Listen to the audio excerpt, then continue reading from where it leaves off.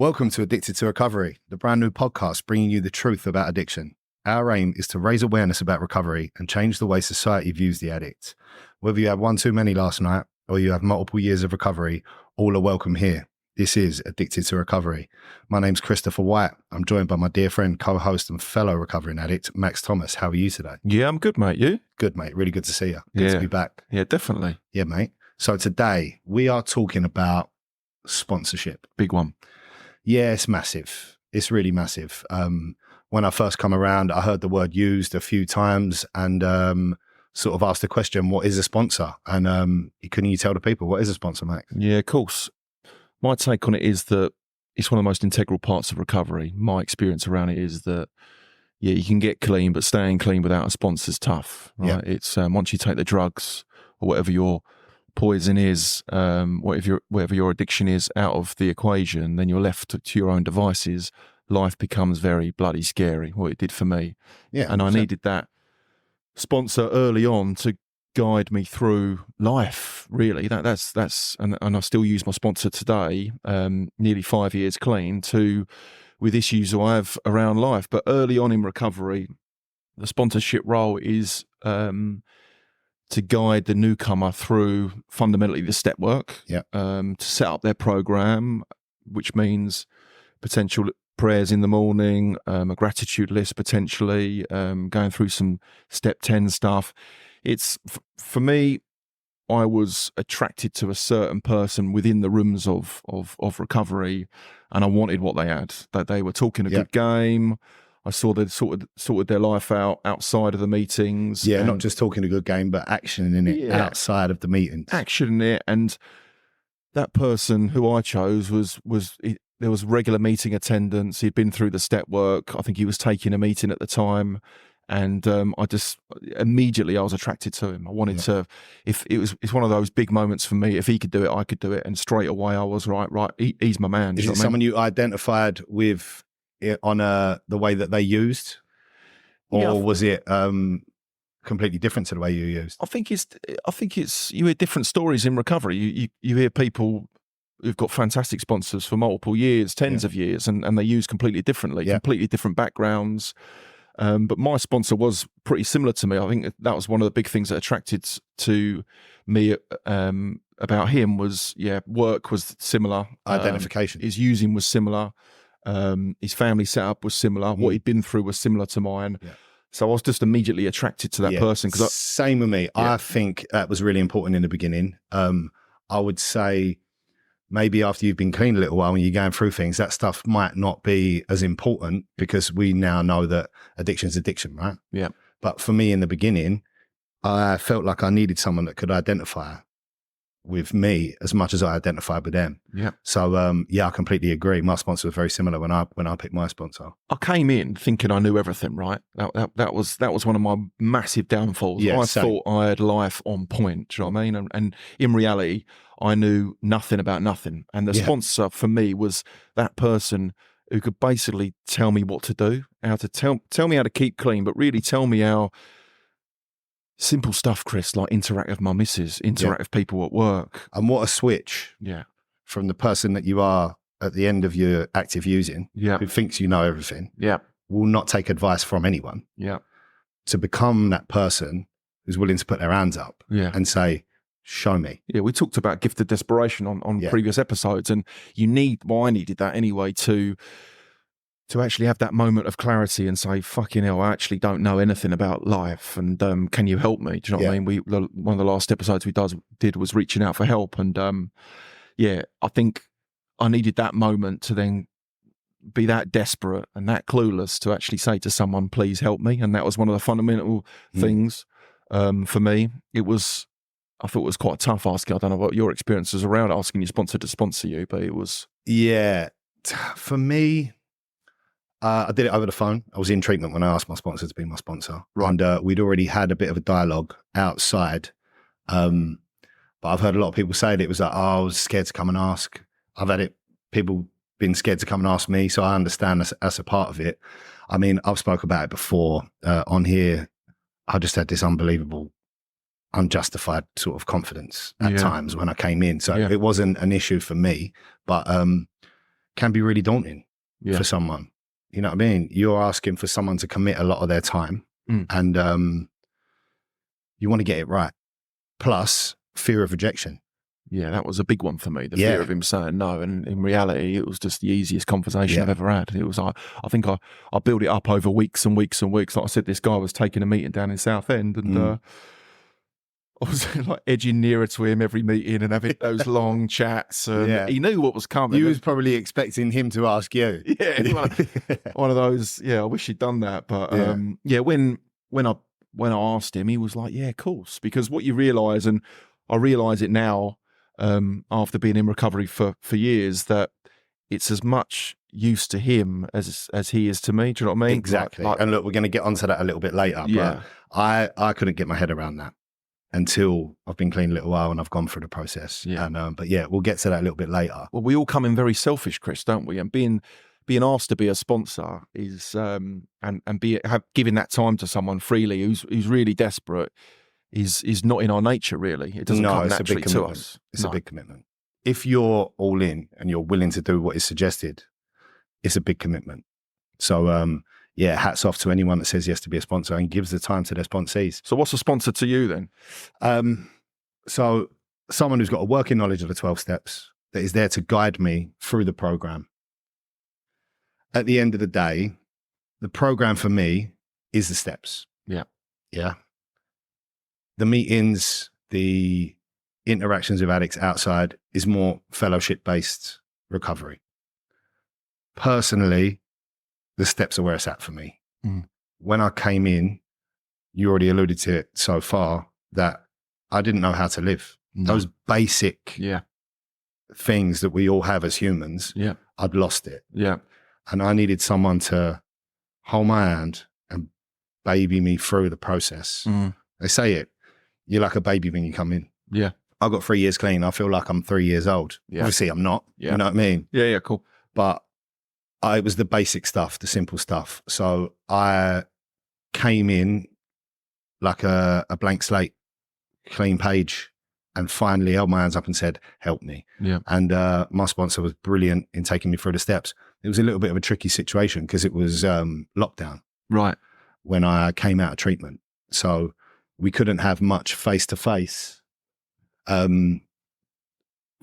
contact. So a lot of it was over the phone. We'd done a bit of FaceTime, Zoom calls and stuff like that.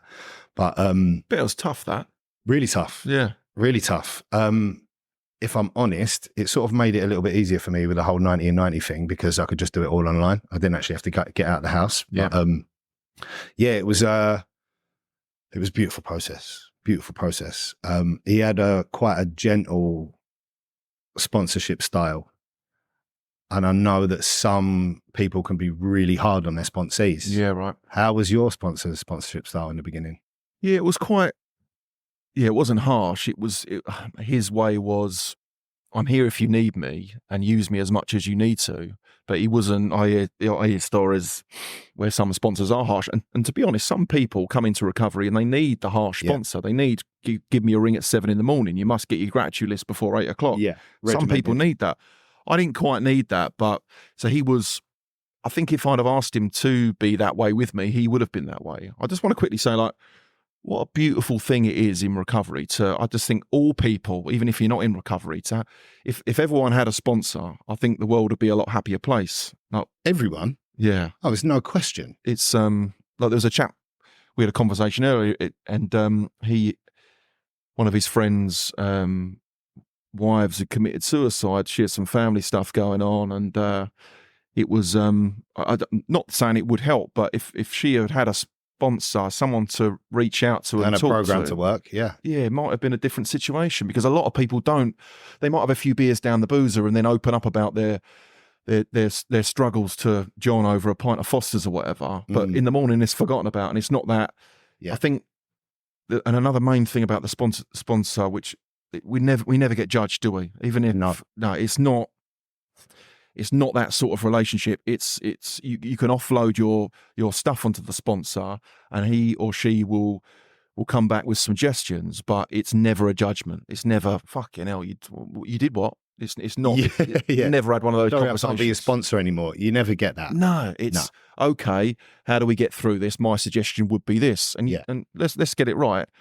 We don't always take our sponsor's suggestion. That's why it's called a suggestion. Exactly, and we usually pay the price. Exactly. Yeah. Down the line. Yeah. We should say sponsorship, especially in our fellowship. It's women for women and men for men. Yeah, well, that's suggested. Yeah, for obvious reasons. But there are, I know, there are exceptions. Yeah, there are exceptions. Well, like Paula, who's been on the podcast, I know she sponsors some men.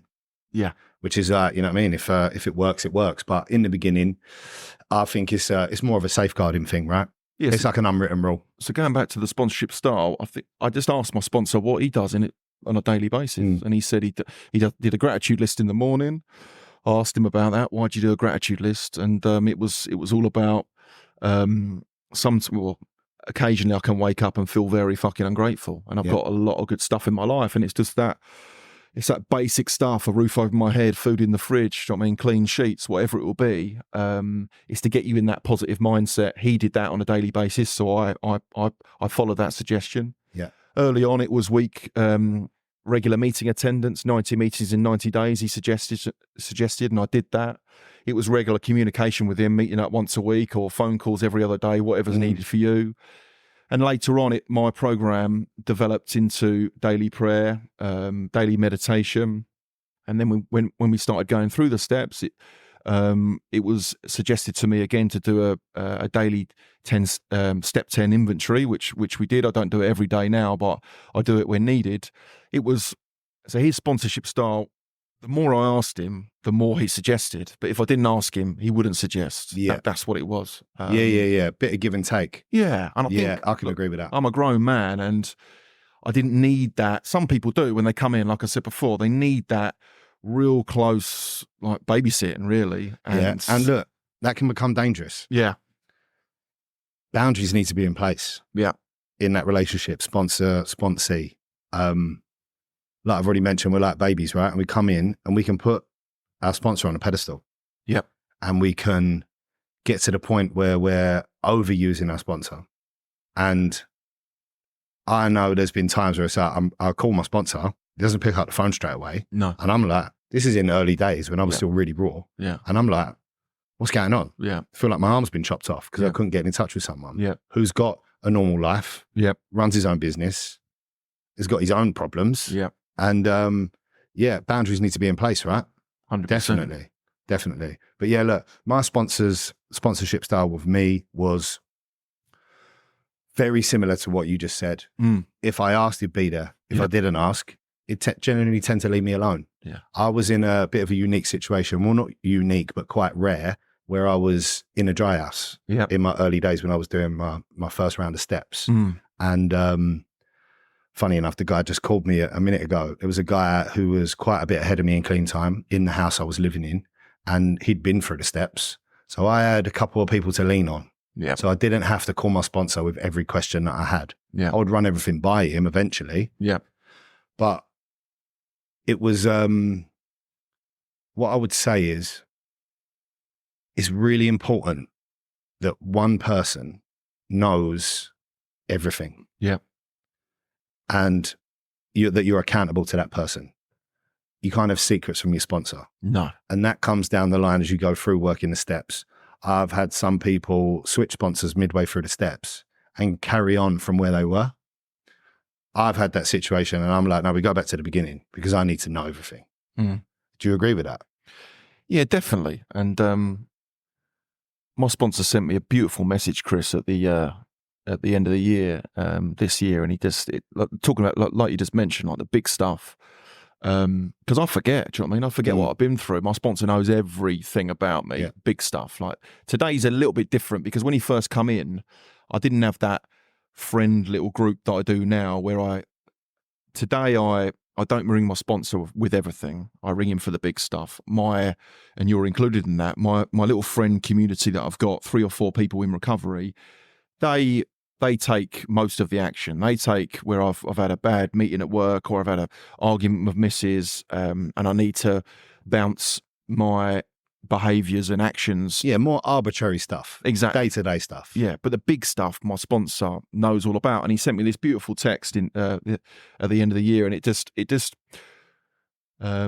went over all the big stuff that's happened to me and what I've come through, and the good stuff and the bad stuff, and it was just lovely, and it brought a tear to my eye, actually, because it was like it was just a I just felt that he had my back. Do you know what I mean? Yeah. I felt that he was. Well, look, we've got the same sponsor. Yeah. I also received a beautiful text. Oh, did you? Yeah. I was going to say, and put things into perspective for me. Yeah, it did. I'm like, wow. Yeah.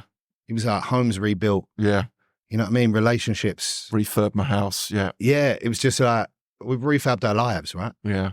And yeah. Because that relationship is priceless to me. That stuff can just, because I try and be in the moment as much as possible, but my wife says to me all the time that I don't appreciate those moments. Like I refurbed the house for a year, our dream house on the beach, and it doesn't pass me by, because I have that moment where we're in the house, but I'm on to the next thing quite quickly. I know you're looking at your neighbour's house, like that one's a bit, and I know you're the same, and to have that person to just give me a bit of a summary of what's happened it was a lovely moment. Yeah. I read it out to my missus, and she was like, "Are you crying?" Yeah. I was like, "No, I did. Someone's exactly chopping onions." Do you know what I mean?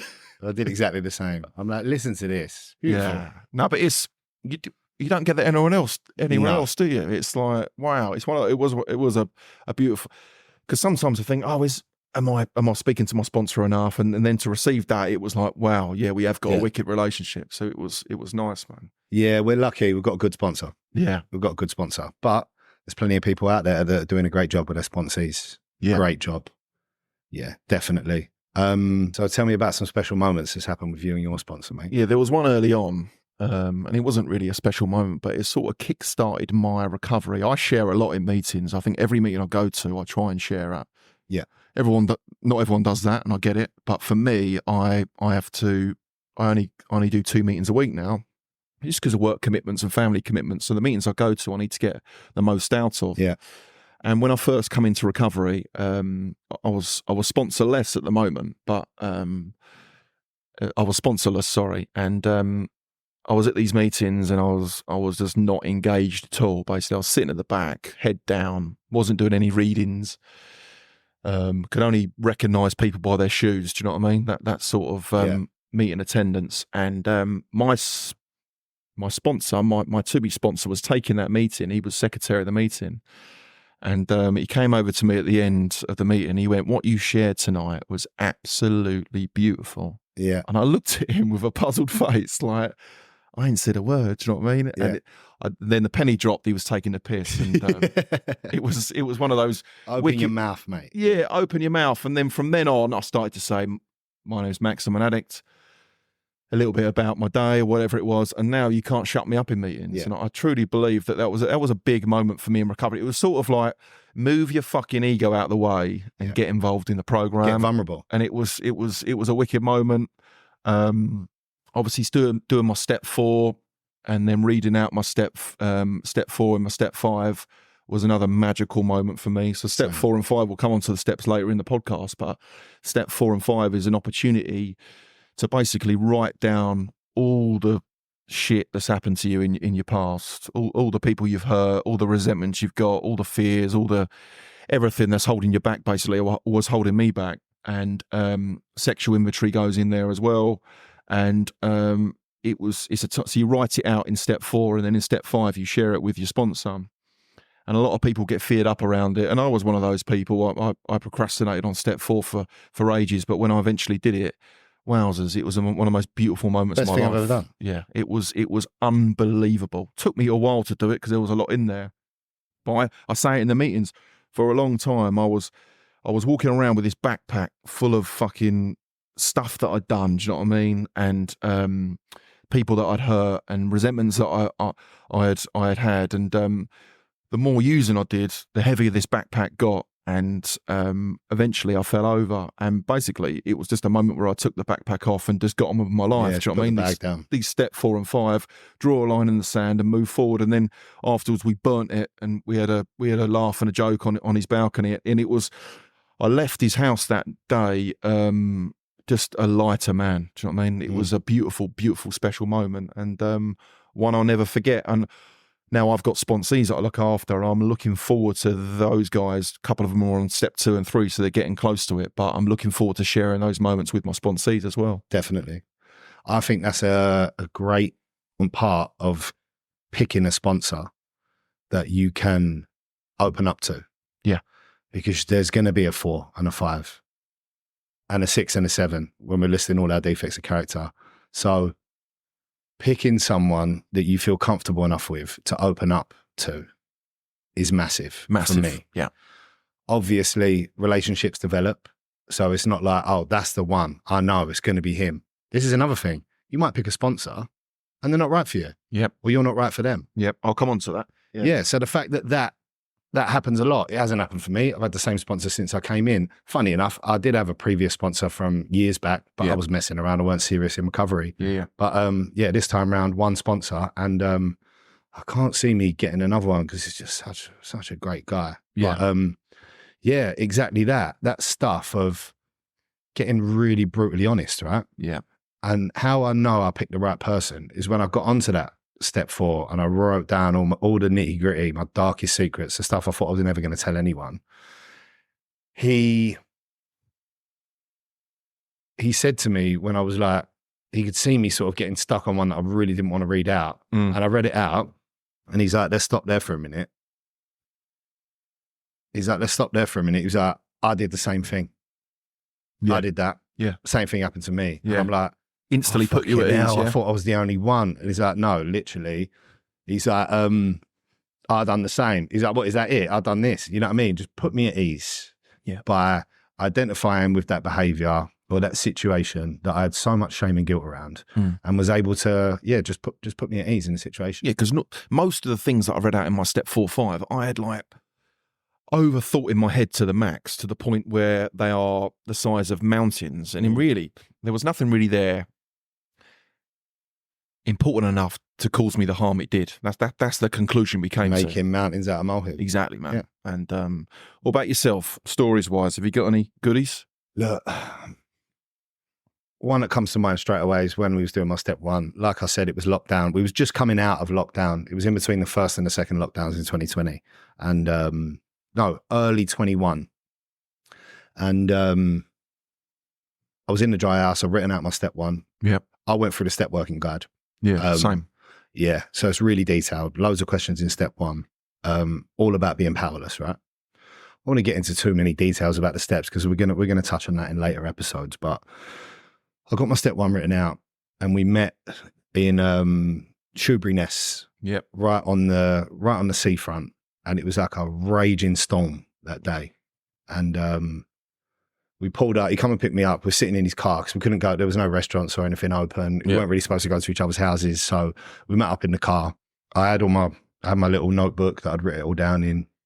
It was precious to me, and we read some questions out. And we got out. And we had a cigarette, and it was in a bus stop, which was just there. It was like, 'cause it was raining so much. We was like huddling under the bus stop, having a cigarette. I still smoked back in them days, and proper addict style. Yeah, real addict style. Back in a bus stop. Yeah, back in the bus stop. And he looked out. The sea was like raging, crashing up against the wall. And he turned to me and he looked out and he was like, "That's powerless." Yeah. He's like, "You get in there, you'll find out how powerless you are in about 2 seconds." Mental. And I was like, wow, yeah, it was really sort of powerful stuff. So we got back in the car, done another couple of hours reading, got rid of all the questions, finished step 1. He's like, "Should we have another smoke?" Got out, went back to the bus stop, and we looked out and the sun was coming through the clouds and the sea was calm. Yeah, mental. It's madness. Amazing. And it was almost like I'd acknowledged that I was powerless.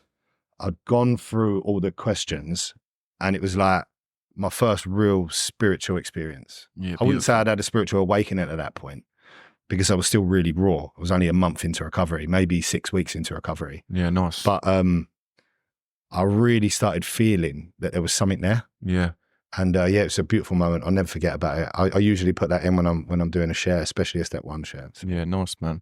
I've been on the receiving end of it, actually. So after a couple of years in recovery, I was asked to be someone's sponsor, which was a beautiful moment for me. And is this first time you was asked? First time I was How asked. was that? No, it was amazing. It was amazing. And so I've been working for this with this chap for a while, and I reckon he was 6 months clean, something like that. And then I was out washing my car one day at my house, which is on the front, so there's loads of people normally walking past.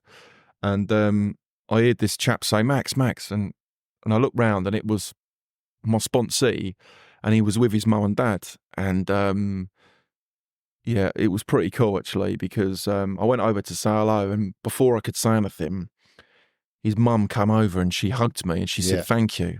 Getting a little bit chugged now, but it was only then was the realisation how powerful this program is, like from the sponsorship point of view, because I said to her, look, it's not all me. He's been doing a great job and coming to meetings and get stuck into the program. He started his step work by then, but wow, like seeing how much it meant to her for her son to be 6 months clean, whatever he was, after struggling for so many years, and she was probably slowly getting her son back, and she saw me as the person who was part of that journey, and it was a bit of a wow moment. Do you know what I mean? It's powerful to see the knock-on effect it has. It within proper families. done me. I was literally out of nowhere washing my car, and the next minute I've got tears in my eyes. Do you know what I mean? And it was I share about that quite a bit in the meetings, because it's important, because what I didn't understand, was the ripple effect addiction has on families. I've hurt my family, my close family, my wife and my kids. Yeah, of course I have. But that ripple effect, which goes into my wife's mum and dad, it goes into my wife's brother, which goes into my extended family. And we do some damage when we're out there. And in recovery, we start to, we try and repair the damage that we've caused by getting ourselves really embedded in this program. And it was just a lovely moment to see what my work had done for their family. Yeah. Just a small gesture, right? Yeah. So, I'll take you through. Not a problem. Give him freely of your time. Yeah. So that stuff you're just talking about, obviously we've just come to the end of the year. Don't go too much into details about it, but that's when I really sort of see the effects of how I am today compared to how I was a few years ago when I was still in the madness. Right? A lot of family round, and I'm able to, my family's just got peace of mind, basically. I used to fuck it up all the time, not on purpose, not because I wanted to, just habitually. Any social situation, I would ruin it for everybody else. Especially around Christmas. I was a fucking Christmas, nonsense. New Year's. I was a nightmare, an absolute nightmare. And I remember one year I literally went and bought a great big bag of cocaine, and I used it every day, like all through Christmas Day, Boxing Day. Like, it was just ridiculous behavior. And I mentioned it at Christmas just gone. Yeah. And I was like, the difference, right? My mum had 25 people around her house, all family, on Boxing Day. And there was not one crossword, not one dirty look. Everyone just really enjoyed themselves, right? And I know that if I was in a situation like that and I'm still in that madness, that's not possible. No. So the knock-on effect, like you said, with the families, it's just, it's profound. And I really notice it around sort of the time of year we just had. So, like Christmas Day for me. I can't agree more. Christmas Day, like the one I've just gone, I hosted 20 people around my 20 family around my house, which was a beautiful thing, and I wanted to do it. Do you know what I mean? Stressful in its own ways, though. Yeah, it was a bit stressful, but no, it was nice. And but Christmas Day for me, 5 years ago, I would either be still massively hungover, either from like Christmas Eve or a work do a few days before Christmas. I'd be moody. I'd be in on myself. I'd be resentful that people were coming around my house, really. And then the drink would probably come out quite early on Christmas Day. Come 6, 7 o'clock, once the vodka's flowing, I was just an horrible bastard to be around. Argumentative, selfish, just just a nasty piece of work, and it would normally kick off between me and one of my brothers.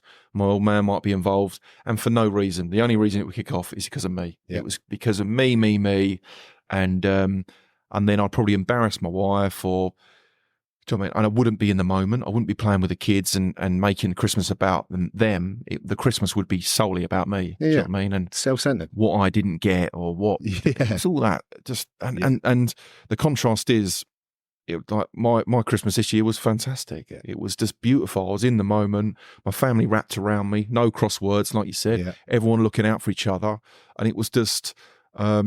That ripple effect, and that effect that addiction has on families, and that effect that recovery has on families is profound, isn't it? Well, my brother said something to me. My older brother is a real sensitive soul. Picks up on vibes and moods and stuff like that. And he said to me the day after Boxing Day, he was like, "That's the best Boxing Day altogether we've ever had." Yeah. He was like, "There was not one thing went wrong." Yeah. And I was like, "Fucking hell, that's recovery right there." So you've only fucked up 35 then? 30, probably 33 Christmases I fucked up. Yeah. No, all good, mate. 33, but yeah. No, all good, mate. We got this one right. But yeah, that's a mad experience when someone comes and asks you to be their sponsor. Yeah. It happens to me quite early on. I wasn't all the way through the steps. Right. And someone asked me, I said, let me talk to my sponsor. Yeah. You know what I mean? I wasn't in a position to be making decisions on my own. Yeah. And I come to my sponsor with it. And he said something profound. He goes, "You're working a better program than loads of people I know that have got sponsees. Yeah. Do it." Yeah. And I'm like, okay. He's like, as long as you keep working the steps, you'll be in a position to help that person as you go through, as they come through.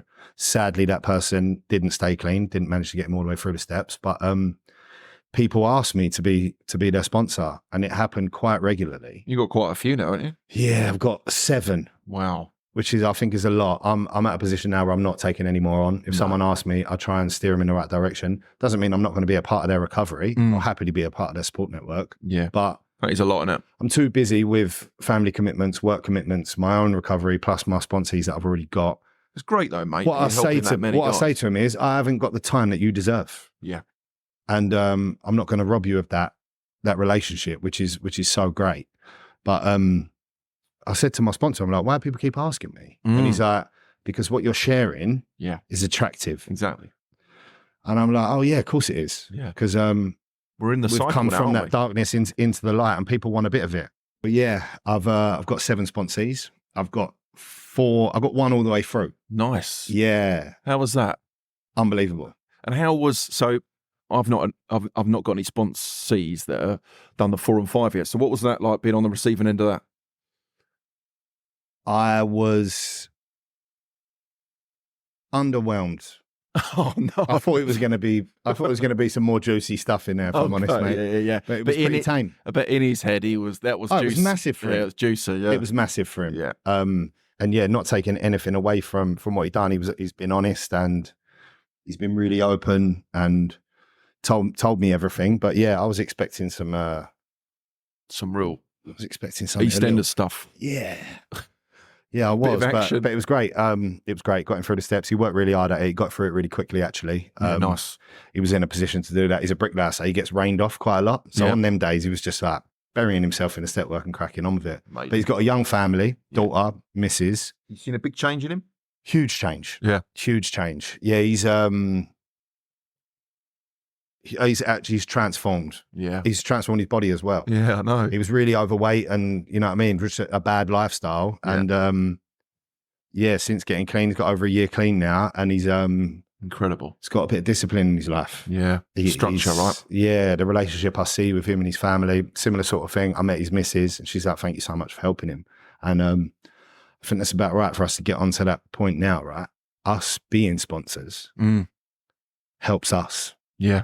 Massively. So step 12, once you're all the way through the steps, having had a spiritual awakening, as a result of these steps, we continue to carry the message to the addict who still suffers. Yeah. Right? And that, in the original text, there's a whole chapter, working with others. Right? So we get it, and we have to give it away. It says in our literature, we can only keep what we have by giving it away. Yeah. And I said to my sponsor so many times when he was taking me through the steps, thank you so much for everything you do. Yeah, same. And he said to me, you're helping me. Yeah. And I'm like, I couldn't get my head around that. I'm like, what are you talking about? Yeah. And now being on the other end of it, it helps me massively. There's been days where I'm really tired. I spoke about this on the podcast before, really tired, just don't want to fucking do anything. And I'm supposed to be going to meet one of the sponsees, and I go and meet them and I give freely of my time. I get out of self, get into service. And it's just like, it's like weights lifted off my shoulders because giving freely of your time, it's the opposite of what my disease is, which is selfish and self-centered. When I give freely of my time, it gets me out of that, gets me out of my disease, out of myself and into the solution. So yes, it's one of the best things I've ever done, becoming a sponsor. I love it. Yeah, I've just been asked recently again, actually. Yeah. Which was lovely. It was I could feel it coming. It was like me 5 years ago. Honestly, I could feel it coming. This chap was getting really close to me, and we get on, which is great. And then he pulled me to one side at a meeting and said that he wasn't. He was ready to move on, basically, from his sponsor. His sponsor was fantastic. He was ready to move on to a new sponsor. He'd had the conversation. Was I willing to take him through? And I was like, yeah, of course. It was. I didn't even. No questions asked. No, I didn't even think about it. It was. It's just a done thing. And I've got two sponsees, and my other sponsee, he's on step 2. And the same as you, mate, really, giving my time freely after you've had a really busy day. All my head wants me to do is go home and sit on the sofa and watch Netflix. Yeah. And you just got, once you battle through that and you sit with this guy for 2 hours and you talk about his step 1, 2, whatever it is, and wowzers. It's just, I can't even put it into words what sensation, and it just fills up your spiritual tank, doesn't it? Yeah. Basically, it's tops you up. It's just amazing. The sponsee sponsor relationship, being from a sponsor's point of view, is it's incredible, really. It's and it's free. Yeah, I'm watching these guys change, like you said about your sponsee. Watching a couple of guys that I look after, they're quite not timid guys, but they're not life and soul, and I've just seen them transform, really, from coming in to the meetings. It's been a beautiful journey to see them, the spark come back in their eyes. It's what it's all about. To start lighting up. It's what it's all about. Yeah. I've got a young guy. He's 22. Yeah, amazing. And wow, he asked me. Funny enough, he was going to ask you. Was it? Yeah. Cheeky bastard. But he asked me, so I don't know what that says. But yeah, I bumped into him in a meeting, and funny enough, this was after I'd said, right, I'm not taking any more on, because I thought my plate was a bit full. Yeah. And I was like, oh, I just can't, I've got to take this guy through. I've got to help him. Yeah. He's from local to where I'm from. Loads of similarities. We use different, but just loads of similarities in our character, our personality. And I'm like, yeah, let's do it. And he's been fantastic. Yeah, really fantastic. And also, I've been able to, I've got a relationship with his dad. So once again, that ripple effect of the families, right? Yeah. So his dad didn't know what to do. No. And he got my number and he called me, and we had a really good chat, and we have regular contact. Right. And he's got his boy back. Must be hard to get into recovery at 22. Crikey. And stay. Yeah. But he's done, like, I'm looking at it now, like, if you go back out, you're in trouble. Yeah. You're really in trouble. And I think it's a blessing rather than a curse. You imagine getting this stuff that young. How clean is he? 6 months. He had a few months, he relapsed, now he's back in, but he's made some changes in his life. He definitely wouldn't have relapsed if I was his sponsor, but... Funny. Yeah, well, look, he's made some serious changes, got himself into a dry house, concentrating on his recovery. What he did was got through step 1 and 2 and started taking his self-will back. Simple as that. So, tough situation. Even though I knew about his 1 and 2, I'm like, we're starting again. Yeah, well, and I made him start from the beginning, but he loved which that. Was he loved it. But obviously, he got the powerless part, but he didn't get the unmanageability part because he started trying to manage his life again. And now he is on step 8, just finished his 8. We're going to read it out at the weekend. Amazing. And he's going to be ready to go out making amends. And a little bit off topic, but it does tie into the sponsorship stuff because I just want to talk about structure a little bit because I've just, as we're talking, like you're talking about your sponsees and myself when I came into recovery, I suppose that I didn't have any structure whatsoever. And you're talking about that young lad. By the sounds of it, you've given him structure in his life where he has to, and this is what a sponsor does for me. Pointed him in the right direction. Exactly. The daily program that we go through is structure at the end of the day. Like I'm having to put a bit of structure around my food at the moment because without it, I'm eating at 10, 11 o'clock at night. I'm having to put structure around it and that can get out of hand. So if I don't have structure in my life around recovery, my life gets out of hand. Do you know what I mean? And the sponsor is there to help with that structure. And I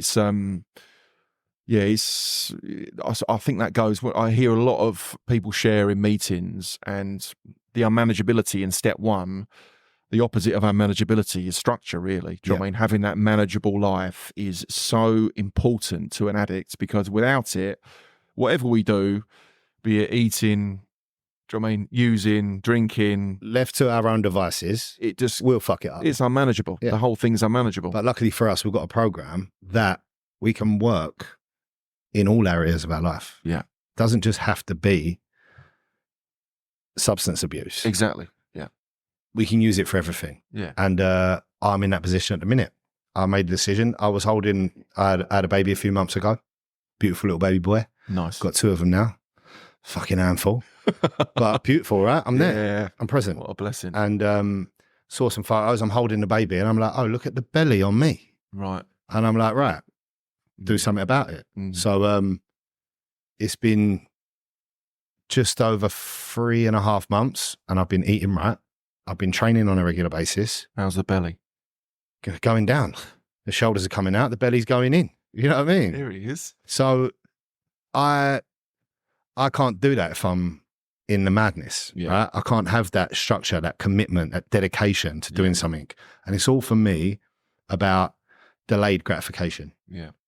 Me, especially the drug I took, cocaine, is all about instant gratification. I want it now. Yeah. I want to change the way I feel and I want it now. I want results now. Yeah. So when you can do something like transforming your body and getting healthy, you put the work in now and the results don't come until much later. And being able to commit and dedicate my stuff to that all comes through this process. And it began with my sponsor. Like I said, that guy in the bus stop smoking the cigarette compared to the person now, I worked a program around stopping smoking. I still vape, but I don't touch cigarettes. And that was like a long, long habit that I just couldn't put down. Worked a program around it and I don't smoke cigarettes anymore. Very rarely, but it's not a daily addiction. Yeah, but then another tool we've been given is the step 10 inventory that we do on a daily basis. So if you're, and you're leading into the sponsorship thing again, so we send our step 10 inventory to our sponsor. What is a step 10? So step 10 is just I mean, I know, just for the listeners. Yeah, of course. It's a question set. We do the same questions, don't we? It's not on a daily. We used to do it on a daily, and we need to probably address that and get a bit better at it. But it's a set of 10 questions, basically, to clear the wreckage of that day. If there has been a wreckage, some days, a lot of my questions are okay. There's been no issues. But take your gym, what you're doing at the gym at the moment. If on your step 10 inventory, you kept on saying that you're obsessing about the gym and you were you're training 7 days a week and you're going too far, it would come out in your step 10 inventory. Of course, it works in both ways. Yeah. I could either be not going to the gym once I've made a decision to go, which is no good, but then I can also take it in the other direction. Yeah. Obsessing over it. Yeah, this like what happened with your golf in the summer, Chrissy. Do you know what I mean? Yeah, I was just all over it. Couldn't stop playing golf. And there was consequences. I was not going to work so that I could play golf. Yeah. And then it went on your inventory and your sponsor stepped in and said, have you looked at this a little bit? Do you want to talk about this? There we go. That's another one of those gifts, those tools we've been given. So actually, fucking hell, because we don't realise I think you called me and said, I've been playing too much golf. And I was like, yeah, fucking too right. I don't see you in normal clothes. You're walking always in golf stuff. Walking down the high street with your golf glove on. Right? A ball and a tea in my pocket at all times. Why's your caddy with you? We're having a coffee. But I mean, you say it now. I'm in my gym clothes, right? I've been this morning, and where am I going later? Look, I'm on top of it. I'm aware of these things. Yeah. But for me, I know in my head, there's a difference between dedication and commitment than obsession. Yeah. And at the minute, I'm in that. I'm focused. Yeah. I'm seeing results. Yep. And once again, a knock-on effect, right? Better health, improved mood. It's, for me, exercise and diet is key. Massively. But if that turns into 7 days a week in the gym, double sessions every day, then it needs addressing. Of course it does. For me at the moment, I've had to put some structure around my grub because it was getting out of hand, especially over the Christmas period. I was like eating pork pies for breakfast, but it was... it's expected. I'm doing this intermittent fasting, which is it's not an extreme version, but again, what is it doing for me? It's giving me structure, which I need because if like sponsorship, if I'm told to do something, I do it now. With this intermittent fasting, I've only been doing it a week, mind. Let's see how it goes in a month. Yeah. But with the someone's telling me to stop eating at a certain time and telling me to start eating at another time. I know that sounds mad to the listener probably, but hopefully some of you can relate to it. But I need that in my life because otherwise I'll be eating at 10, 11 o'clock at night. Biscuits when the kids have gone to bed. Wife comes down in the morning. Where's all the food for the lunch boxes? In my belly. You know what I mean? There's bites missing out the kids' sandwiches. Exactly. Yeah. You've only got 5 minutes left, haven't we, Chrissy? So let's wrap it up a little bit. But I think why don't we talk about briefly if there's anyone in the rooms of recovery and they've admitted to themselves, maybe to their families, that they've got a problem with whatever substance it is, gambling, sex, powder, potions, whatever it is, and they've made that first step to get into a meeting, and they're doing what I did back in the day, where you're going to meetings but not really participating in recovery. For me, the sponsorship process is so bloody important. Make that step, reach out, go to meetings, identify someone that you want to be like, that you're attracted to, and fucking ask him to be your sponsor. Yeah. Do you know what I mean? That would be my advice around it, because look, I'm 5 years clean in March, which is just beyond my wildest dreams to be that clean and just be this new person that I am today. And without doubt, I would not be sitting here without a sponsor in my life. It is like it's the biggest tool I'd say that I've been given in recovery, and it's just if you are struggling out there, but you've made that decision to get into recovery, just get yourself a sponsor, right? Yeah. You need one. Yeah, it's if you're serious about recovery, you want to go through the steps. You can't take yourself through the steps. I'm sure you could, but I wouldn't advise it. No. Get a sponsor. Do what they tell you to do. Work the steps. You will stay clean. It's a promise, right? Yeah. It's a promise. Anyone who does what is suggested to a T, works the steps, gets open, honest, you can't relapse. If you relapse, you miss something. Yeah. So there's always something in there. It's always something. And it can just be something so subtle. It could be something small. Like you said, it's the ants in the room that get us, not the elephants. The big things we seem to be able to deal with. It's the little day-to-day, mundane. Yeah. I'll struggle indoors with like little things. There'll be something my missus will say and it'll just get me. Or it'll be like my kids are not behaving, or I've done everything I can with my baby and he's still crying. And it's just like them little things. By going through this work with a sponsor, I've got the tools that I need to be able to deal with. And if I need to vent, there's someone to vent to. So it's massively important. Just like you said, if you haven't got a sponsor and you're in recovery, take the plunge. I went to a meeting on Wednesday just quickly, and there was a girl that she was sharing at the meeting. She was a year clean. I remember her coming into recovery, and she had lost her kids at that point. She couldn't see her kids. Her family weren't speaking to her. She was just on her arse, basically. And she shared last night, and wowzers, she shared on Wednesday, and it just completely blew me away. Like, I think she's now got some sort of visitation rights around her kids, and she's working towards some custody around them.